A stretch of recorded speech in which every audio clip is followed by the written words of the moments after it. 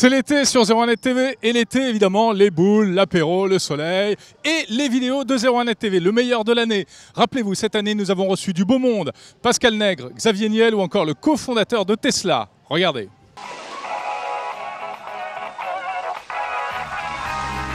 Vous savez, nous, on a toujours eu la volonté de créer des choses innovantes et de créer des choses innovantes.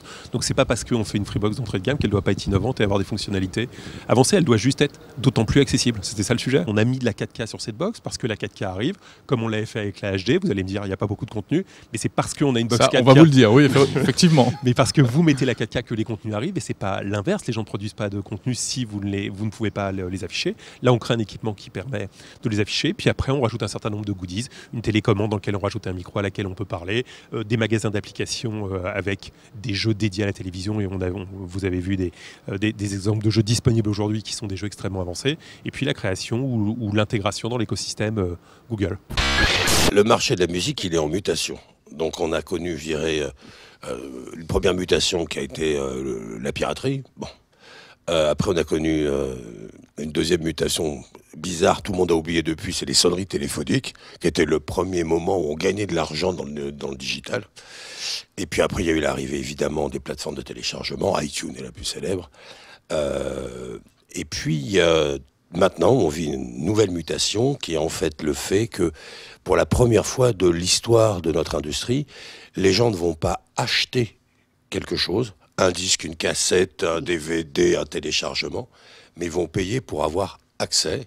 Et donc c'est l'abonnement, donc c'est Spotify, c'est Deezer, c'est Qobuz, etc.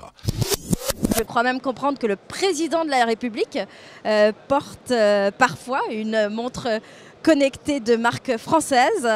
Et c'est vrai que la France est assez douée dans ce secteur des objets connectés et qu'on est doué non seulement pour produire les objets, mais aussi pour produire les briques technologiques essentielles au déploiement de ces objets.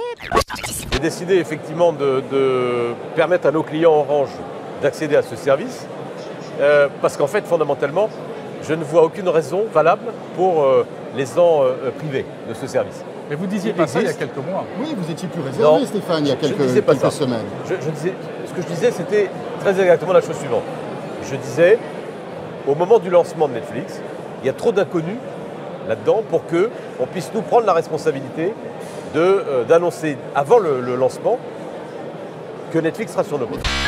Je ne fais plus partie de l'aventure, mais je suis ravi de voir que le produit continue à exister et de voir la qualité du produit tel qu'il est aujourd'hui. C'est mon rêve le plus absolu. Donc merci à tous. Moi, je voulais juste me faire des amis sur place et du coup, l'accueil n'était pas vraiment top pour moi. Ouais, au début. Et c'est aussi là qu'est venue ma rage de vaincre, c'est de leur prouver que les filles, les enfants ont leur place dans ce milieu-là. Et à partir de là, après, j'ai toujours continué. Si Apple propose un 9,99 avec payant et avec des périodes d'essai relativement courtes, mais nous, on pourra se positionner par rapport à ça et faire valoir nos différences. En revanche, ça va être un petit peu plus compliqué pour les Spotify et Deezer, non? Bon, Spotify, je pense que quand même est quand même assez gros pour digérer, enfin pour digérer. Ils ont voilà. Pour d'autres plateformes, je dirais de taille plutôt modeste. Deezer, par exemple. Moyenne. Oui. C'est plus compliqué. Oui, je pense que c'est plus compliqué. Toutes les voitures sont faites à la demande. Donc, il faut le temps de commander les matériaux, la construire et l'envoyer en Europe. Oui, parce qu'elle est fabriquée aux États-Unis, en fait. C'est ça, en Californie. On a une seule usine à Fremont, en Californie. C'est une usine qui est très grande, une ancienne usine Toyota. Et c'est là que nous construisons toutes les voitures.